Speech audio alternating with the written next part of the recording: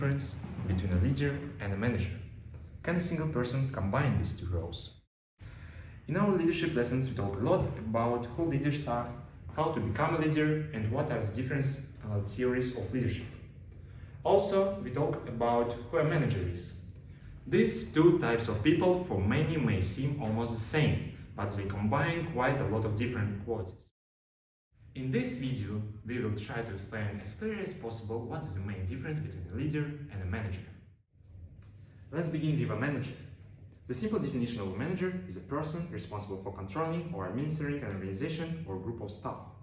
However, what qualities should a manager include? First of all, let's begin with being strict. But why it is important? For instance, here is a lead, a typical manager who is shy to show his authority and fails to gain attention from his colleagues. Because of also lack of clear speech and permissiveness, no one wants to listen to him and follow his plan. Let's add some severity in his manner. Now you can see that everyone listens to him and is afraid of doing something that is prohibited. This is particularly important for successful and clear work. However, being strict only is not enough. Here, another significant quality of a manager appears: good organization. Good organization includes such important things as time management and properly divided work. Ali, despite the fact that he is now strict, came late to his team meeting because of poor time management. As you can see, everyone has already gone. A manager must have realistic and clear schedules. Moreover, a properly divided work is another important factor that good organization includes. If work is not divided according to possibilities and specialization of the staff, some people may struggle to work or vice versa, complete the job really quickly and do nothing. It is usually followed by distracting others. In the end, if the work is divided and it is full swing, a manager can take a cup of champagne.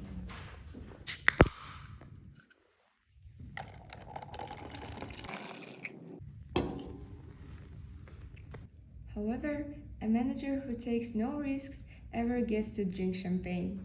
So that is where the third main quality of manager appears: analyzing the risks. Manager ought to know all possible outcomes of events and observe the maximum risks. All the possible risks should be properly evaluated and the most appropriate way of work should be chosen.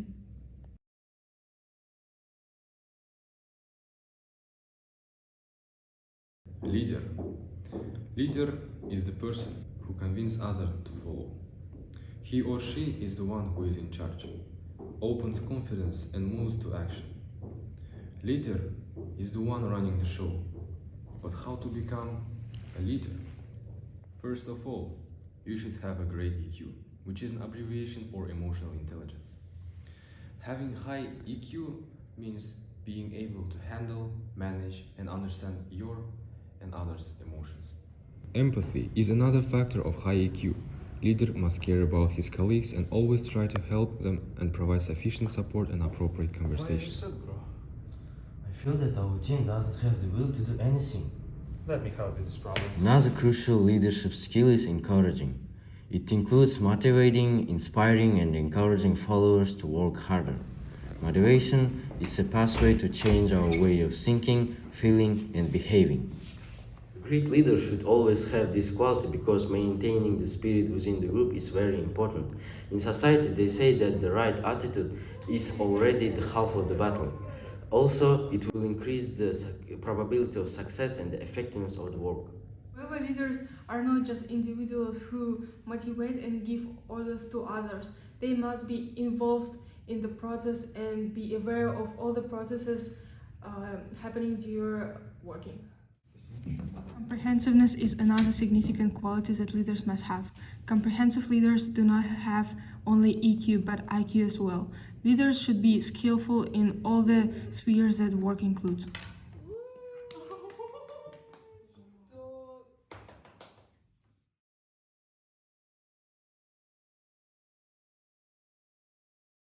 Now let's move to another part of our video and consider the question: if a single person can combine roles of a manager and a leader.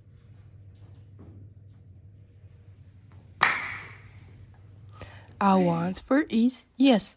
Here we have a great example of a person who could successfully be a manager and a leader at the same time. Charles Finney, who co-founded airport retailer Duty Free Shoppers with Robert Miller in 1960, amassed billions while living a life of monk-like frugality. As a philanthropist, he pioneered the idea of giving while living, spending most of your fortune on big, hands-on charity bets instead of founding a foundation upon death. Since you can't take it with you, why not give it all away, have control of where it goes, and see the results with your own eyes?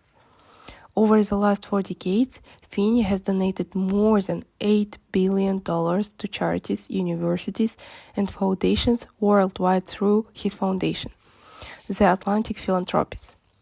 There were 5 simple actions of Finney. He never dictated, he never enforced his will, he challenged, he asked, he held accountable, firmly but gently and without judgment. But firstly, a little story about how everything began. He is from an Irish-American family from New Jersey, went to Cornell and then went back to Europe. Finney's first venture into retail was sold to American soldiers stationed in Europe. He would sell cars and he would sell alcohol. And that evolved into duty-free shoppers. So let's talk about why we believe Chuck Finney is the leader as well as the manager. First of all, let's have a look on his qualities and skills as a leader. With regards to his leadership qualities, here we can mention that he was always helping others. The satisfaction one can achieve from helping people is the level of satisfaction you can't get otherwise, says Charles Finney. Charles gave a large portion of his fund to cancer treatment, especially cardiovascular cancer, because these are widespread and dreaded diseases. Charles' life credo is, we can find a solution and we will find a solution. This can-do spirit and caring nature are in his DNA.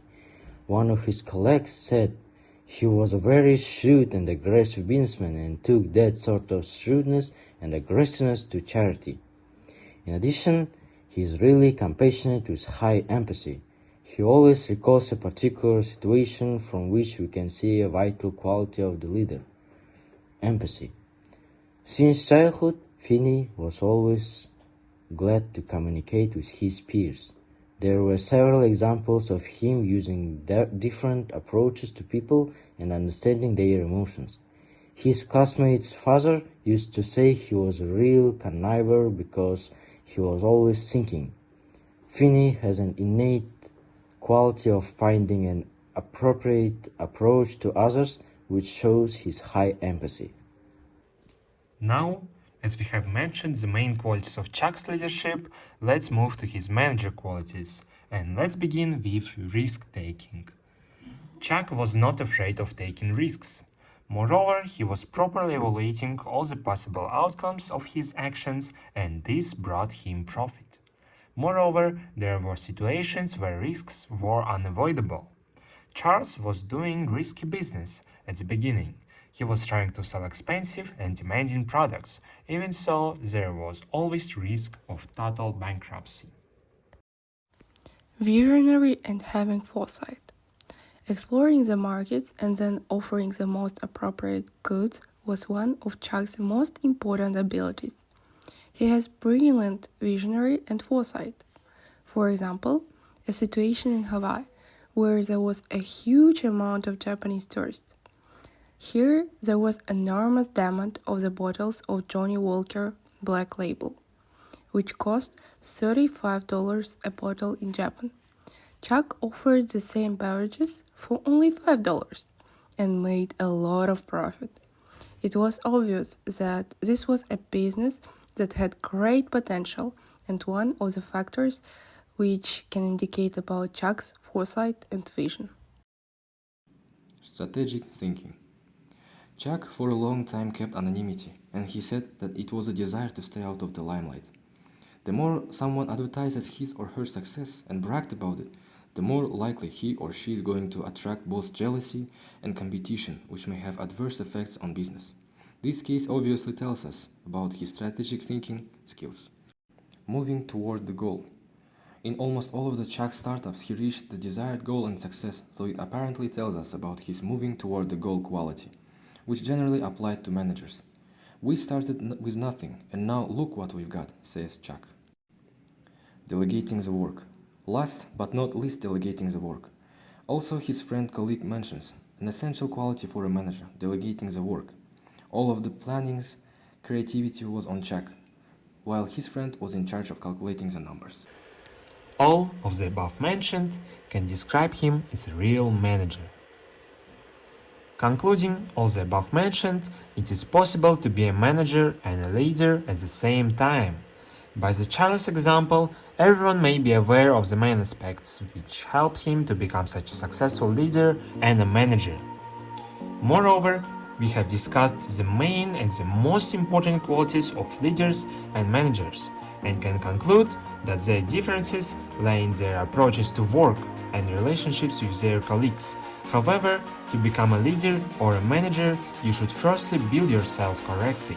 Thank you for your attention and good luck.